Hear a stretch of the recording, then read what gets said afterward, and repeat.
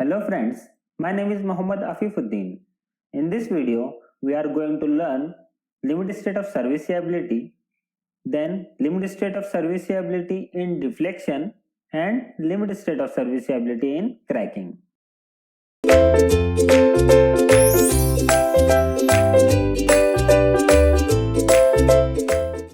So first of all, what is limit state of serviceability? A structure is of no use if it is not serviceable. So, this limit state is introduced to prevent excessive deflection and cracking.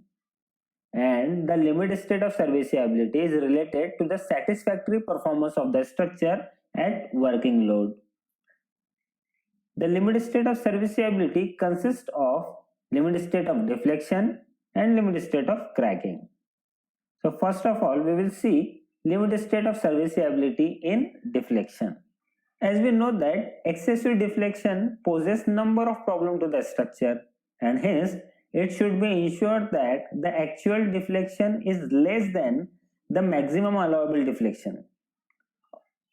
The deflection of a structure should not adversely affect the appearance or efficiency of the structure. To control deflection, IS 456-2000 has given some criteria in clause number 23.2. That is, the deflection shall generally be limited to the following. And the first one is the final deflection due to all loads, including the effect of temperature, creep, shrinkage, etc., and measured from as cast level of the support of floor, roof stand, and all other horizontal member should not normally exceed span upon 250. Second criteria or second limitation is the deflection including the effect of temperature, creep, shrinkage occurring after erection of partitions, and the application of finishes should not normally exceed span upon 350 or 20 mm, whichever is less. Okay. And for beams and slab, the vertical deflection limits may be assumed to satisfied if the span to depth ratio are not greater than the following.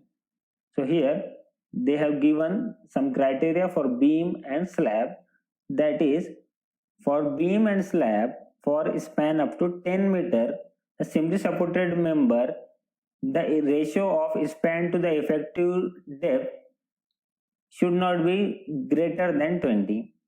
For cantilever, span upon effective depth ratio should not be greater than 7, and for continuous it is 26.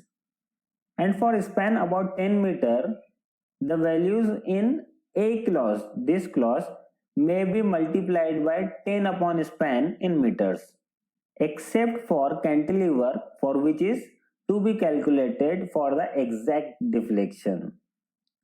Then C, depending upon the area and stresses of steel for tension reinforcement, the values in A or B shall be modified by multiplying with the modification factor. And from where we get the modification factor? Here is the chart, or you can refer IS 456 figure number 4.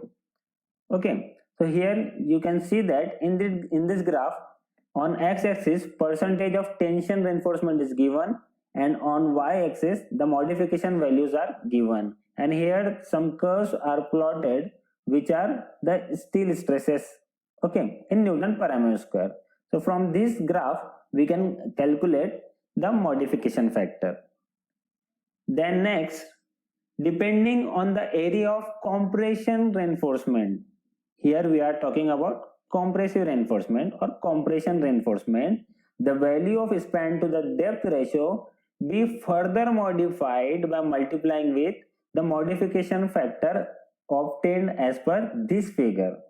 Now for compression reinforcement, the graph is separate, and from this graph here you can see that, and if you want you can refer IS 456 figure number 5. Okay, so from here you can calculate the modification factor for the compression reinforcement. And now we will move to our second type of limit state of serviceability, that is cracking. IS 456-2000 states in clause number 35.3.2 that cracking of structure should not adversely affect appearance or durability of the structure. And we know that excessive cracking spoils the appearance of exposed surface, create leakages problem, reduces stiffness of the member, etc. etc. So this limit state of cracking should be taken care by specifying maximum possible crack width for important structure. Okay, and the acceptable limits of cracking would vary with the type of structure and environment, where specific attention is required to limit the design crack width to a particular value, and crack width calculation may be done by using formula given in page number 95 of IS 456-2000 in Annexure F. Okay, so from here you can calculate the crack width. So here with this we have completed limit state of serviceability in deflection as well as limit state of serviceability in cracking. Thank you.